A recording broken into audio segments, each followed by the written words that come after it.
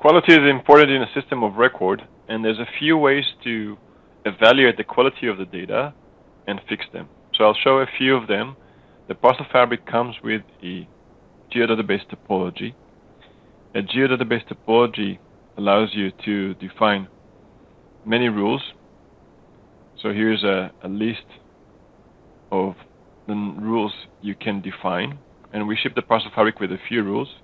They are better described in this poster here that describes the different relationships that can be established between polygons to polygons, polygons to lines, and as well as points, points to line, etc. And this is fully configurable in the parcel fabric. So we ship the parcel fabric with a few rules, and you can see there's lines here that extend outside of the extent and are not covered by a polygon, by a parcel. So on the quality tab of the parcels, we can open the arrow inspector, and we can point it to the parcel fabric topology, and if we turn it on, you'll see that there are missing points in the end of these lines, and we can also turn the line arrows. You'll see all those offshoots are marked as an error because they are missing a polygon feature. And you can also preview them here, and you can also evaluate many times potential fixes to some of those rules.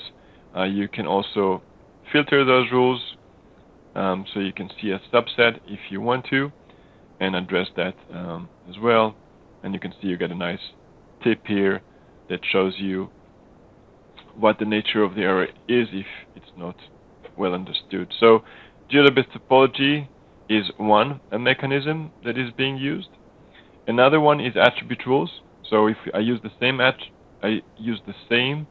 error inspector, I can switch to error layers, and that's now going to show me errors coming from the attribute rules that are also fully configurable, and they are assigned to different features. So if we zoom somewhere, I think there's a small parcel that got clipped here somewhere, so we can view that one. And you can see there's a different type of errors, and I think it was somewhere here. You can see must have a record is a common error here because this data is not associated to the legal information it came from. But you can also see that there's another error here. We can also zoom to it, and we can turn the error layers on, so we'll see what those are. And those are fully configurable. So if we look at the attribute data design, they are configured as part of the schema attribute rules. So they are saved with the feature class itself wherever it goes. So there's a few rules, one for calculation, but also for validation. So for example, the must be an XY extent. So this is the extent in the special reference that is being used, and the bounding box, and anything outside of the bounding box will be flagged as an error. So that allows us to identify those. Another error that we left here is that the XY must match the shape. So if you have XY coordinates, it has to be matching those the geometry itself, and if not, that is an error. So that is for the points. On the parcels themselves, there's additional attribute rules that are different, of course, and we are focusing on the validation rules. You can also have an attribute rule that calculates the value. You can also have an attribute rule that prevents you from saving a feature if it's missing certain attributes or its geometry is not in the correct place, and so on. So validation allows the data to be saved in the database, but it will be flagged as an error once you validate it. So we can see must have a record, so it has to be associated to a legal entity, must be larger than a certain value. Again, this can be configured using simple arcade language. So you can see here that if I expand this, you can specify what is the minimal area that you allow in the units. For a minimal size parcel, must be smaller than maximal area, of course, setting here. And areas must match. So if you have a legal area and a shape geometry, they must be within tolerance. And again, this is fully configurable in this attribute rule.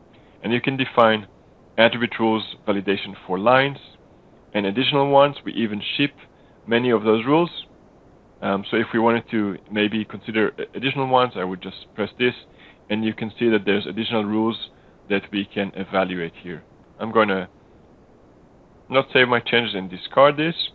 And if I were to now change the area of a parcel, let's zoom here, for example, select this parcel, go to the attributes, and we are going to make a typo and add a 0 by mistake. So it's 10 times too big.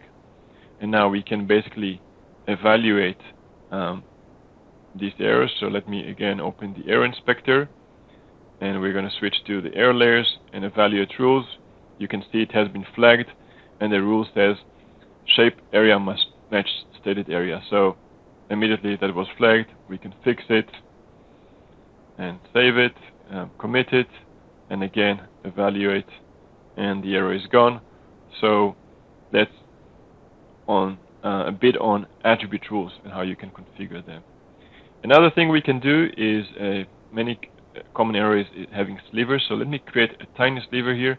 We'll edit the vertices of this polygon and add a new vertex here. So I'm going to add a vertex, and I'm going to zoom very, very closely. So it will be very hard to notice, and move it just a tiny bit here. So I created this tiny overlap with the other parcel, and of course you cannot see it when you're zooming out. And we can turn the error layers for now off. And in the quality tab, we have a new tool called highlight slivers, gaps, and overlaps. And we can configure what is our target layer. So the one we are targeting, the tolerance, the gap color is yellow, overlap is green. So you can change that as well. And when we press that, you can see it was immediately turned green. And it also left a kind of a bounding box of where we validated. And it's very fast because we're using some parallel processing here. And if we zoom in, of course, this one has a gap that is highlighted in different scales. I'm going to now undo the edits we've done. So discard it and highlight again, and you can see the error is gone. So very useful tool to detect gaps and overlaps, and we can clear this graphic overlay if we want to. We can even run it on the entire data extent, and it will run pretty fast. So it's done. So that's how fast it is. So there's pretty good data here. So that's good to know. Another thing we can do is use predefined layers to find issues as well. So let's look for lines that are too short in the data. I'm going to specify the parcels, and let's turn the points so it's a bit less noisy. And we can see those orange dots here. If we zoom to them, we can see that there's a boundary line that's 36 centimeter long here. I saw a few more on the other side here, so we can zoom to them. 22 centimeters, again 33 here. So that helps us look at small segments and identify them and then fix them in the data. Potentially those could be wrong. And one way to fix them is with a merge point tool, for example.